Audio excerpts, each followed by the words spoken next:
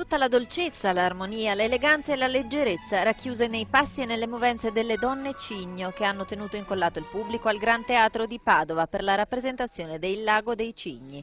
Limitativo chiamarle ballerine, seppure di una delle compagnie più apprezzate al mondo, il balletto di Mosca, la Classique.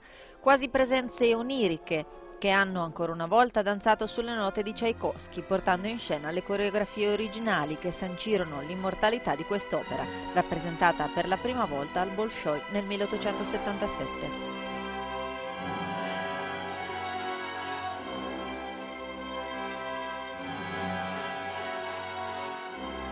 Un candore messo in risalto dai sontuosi costumi confezionati a mano come tutti gli abiti di scena dei vari allestimenti della compagnia moscovita, che conta su un organico di 40 elementi, tutti provenienti dalle grandi scuole della tradizione classica russa.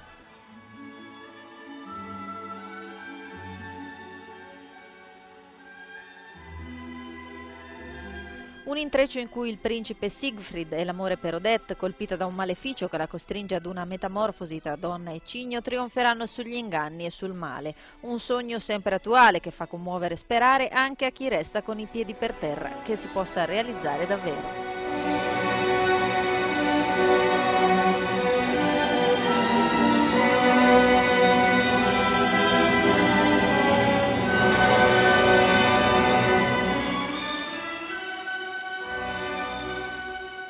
E per conoscere i prossimi appuntamenti del Gran Teatro consultare il sito www.zlive.com.